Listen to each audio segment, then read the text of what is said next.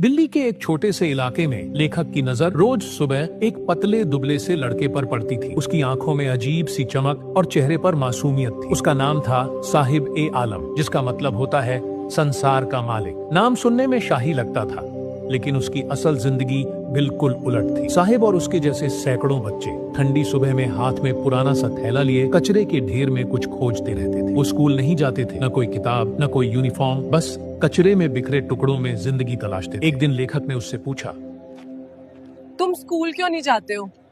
क्योंकि अभी तक यहाँ कोई स्कूल ही नहीं बना। ये जवाब सुनकर लेखक को उसकी मजबूरी और मासूम सोच दोनों का अंदाजा हुआ। साहिब का परिवार बांग्लादेश से दिल्ली आया था। वहाँ उनका गांव था, लेकिन हर साल बरसात में खेत डूब जाते और खाने को कुछ नहीं बचता। बेहतर जिंदगी की तलाश में वे यहाँ आए, लेकिन यहाँ भी जिंदगी ने उन्हें कचरा बीनने पर मजबूर कर दिया। लेखक ने कई बार साहिब को देखा, कभी फटे पुराने जूते पहने, कभी नंगे पांव, लेकिन चेहरे पर हमेशा एक अलग सी खुशी। एक बार उसे एक पुरानी टेनिस बॉल और जूते मिले, जिनकी हालत खराब थी, लेकिन वो उन्हें किसी खजाने की तरह संभाल कर रखता था। लेखक ने उसे एक बार चाय की दुकान पर काम करते देखा। अब वो 800 रुपए महीने कमा रहा था और साथ में खाना भी मिलता था। लेकिन लेखक ने उसकी आंखों में देखा, अब वो चमक नहीं थी। कचरा बीनते समय वो आजाद था, अपने मन का मालिक था। अब वो एक मालिक के अधीन था, बंधा हुआ।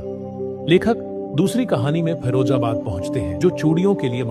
दिल्ली के एक छोटे से इलाके में लेखक की नजर रोज सुबह एक पतले दुबले से लड़के पर पड़ती थी। उसकी आंखों में अजीब सी चमक और चेहरे पर मासूमियत थी। उसका नाम था साहिब ए आलम, जिसका मतलब होता है संसार का मालिक। नाम सुनने में शाही लगता था, लेकिन उसकी असल जिंदगी बिल्कुल उलट थी। साहिब और उसके जैसे सैकड़ों बच्चे ठंडी सुबह में हाथ में पुराना सा थैला लिए कचरे के ढेर में कुछ खोजते रहते थे। वो स्कूल नहीं जाते थे, न कोई किताब, न कोई यूनिफॉर्म, बस कचरे में बिखरे टुकड़ों में जिंदगी तलाशते थे। एक दिन लेखक ने उससे पूछा, तुम स्कूल क्यों नहीं जाते हो?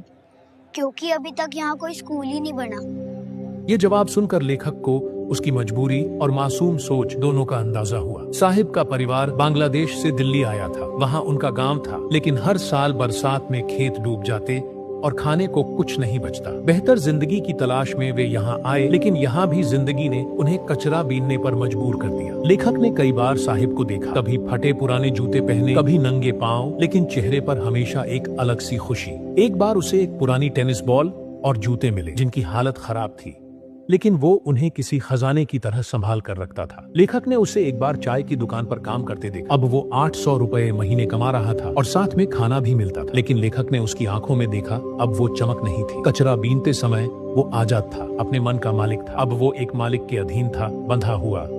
लेखक दूसरी कहानी में फिर